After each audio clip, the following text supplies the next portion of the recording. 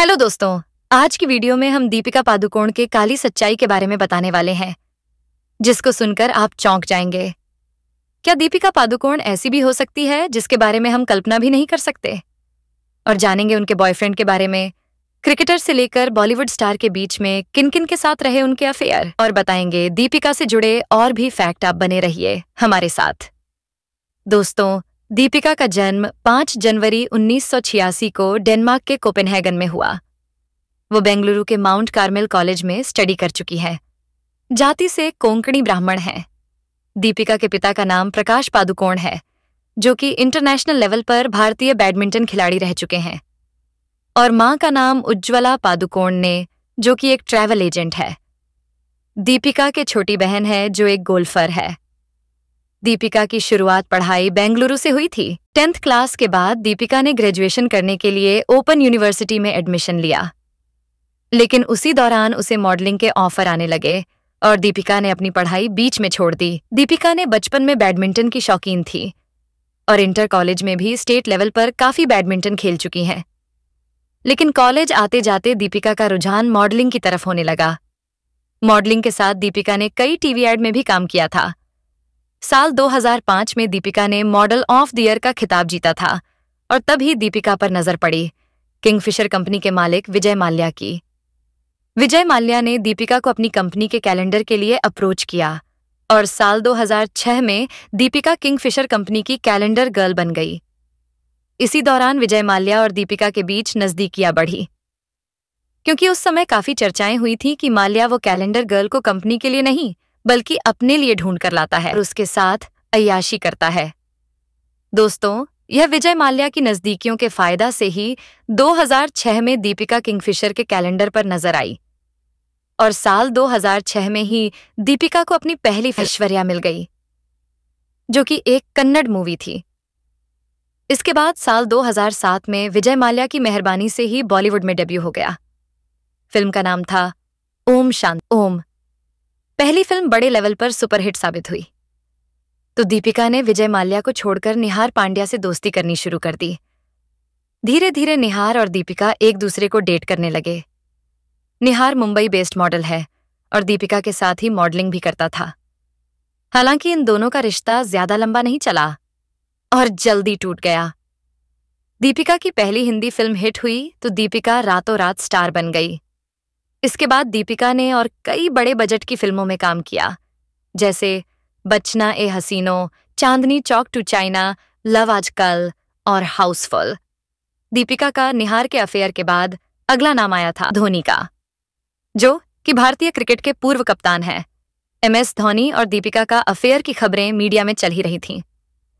यहां तक कि खबरें आने लगीं कि दीपिका का अफेयर भारतीय क्रिकेट टीम के ऑलराउंडर युवराज सिंह से भी चल रहा है।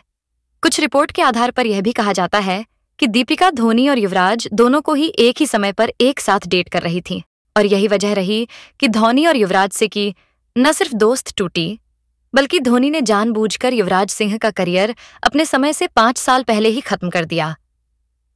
धीरे धीरे जब बात मीडिया में आने लगी तो धोनी और युवराज दोनों को ही पता चल गया कि दीपिका उन दोनों को चीट कर रही हैं। इसके बाद दीपिका और धोनी युवराज का अफेयर खत्म हो गया। दीपिका के ना सिर्फ मल्टी अफेयर रहे हैं, बल्कि दीपिका बहुत सारे विवादों में घिरी रही है और साथ में करण जौहर ग्रुप से जुड़ी हुई है। तो विवाद को दीपिका की लाइफ में आने ही थे। साल 2020 में दीपिका की एक मूवी आई थी जिसका नाम था छपाक। छपाक एसिड विक्टिम के जीवन पर आधारित मूवी थी। उस एसिड विक्टिम का नाम था लक्ष्मी अग्रवाल।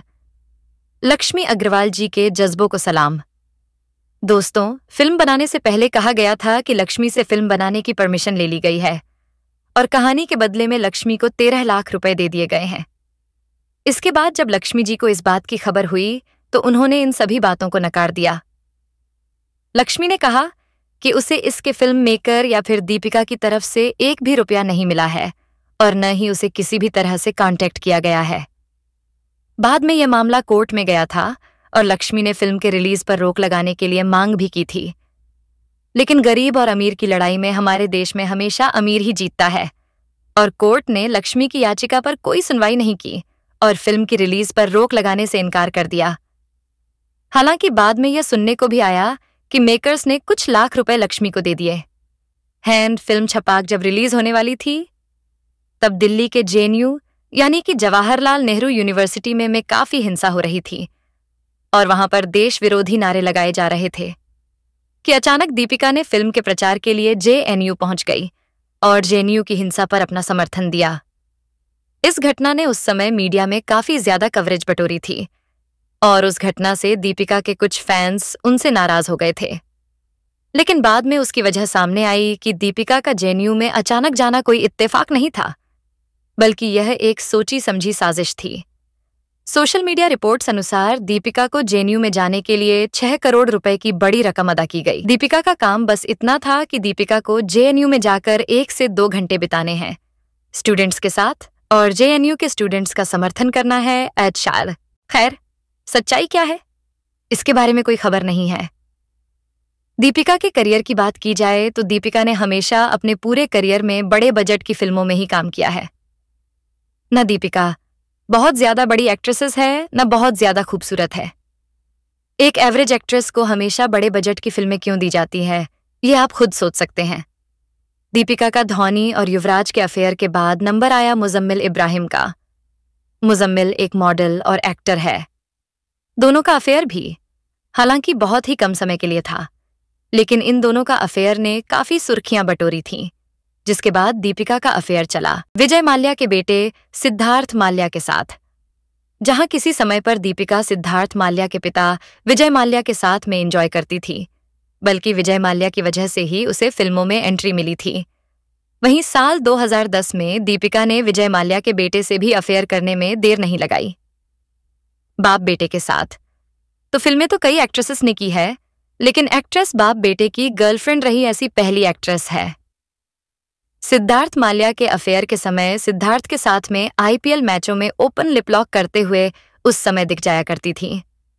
उस समय दोनों का अफेयर काफी ज्यादा चर्चाओं में भी रहा। सिद्धार्थ के साथ दीपिका का अफेयर चला टोटल 2 साल और खबर यह भी आ रही है कि दीपिका को सिद्धार्थ माल्या ने 12 करोड़ रुपए का घर गिफ्ट किया। 2 साल के बाद दोनों अलग हुए तो दीपिका की मुलाकात हुई उपेन पटेल से। उपेन पटेल और दीपिका का अफेयर काफी मीडिया में सुर्खियां बना रहा था, लेकिन इन दोनों का अफेयर ज्यादा नहीं चला, बहुत जल्दी टूट गया। उपेन पटेल के बाद दीपिका का रणबीर कपूर के साथ अफेयर चालू हुआ। फिल्म बचना ए हसीनों के दौरान इन दोनों का प्यार भी ज्यादा लंबे समय तक लिए नहीं रहा और 1-1.5 साल के बाद दोनों अलग हो गए थे। फिर आखिर में रणवीर सिंह के साथ रिलेशनशिप में आई। कई साल रिलेशनशिप में रहने के बाद उन्होंने 2018 में शादी कर ली। दीपिका करण जौहर गैंग के ग्रुप की सदस्य मानी जाती है। दीपिका एक बार करण जौहर के घर में पार्टी के दौरान बहुत ज्यादा शराब पी और नशा किया, जिसकी वीडियो वायरल हो गई थी। फिर बाद में पता लगा ये तो बहुत नशेड़ी है। तो दोस्तों, ये थी दीपिका पादुकोण के बारे में। अगर वीडियो पसंद आए तो वीडियो को लाइक करें और हमारे चैनल स्टार मनोहर राठौर को सब्सक्राइब करके बेल आइकन जरूर दबा दें। तब तक के लिए गुड बाय।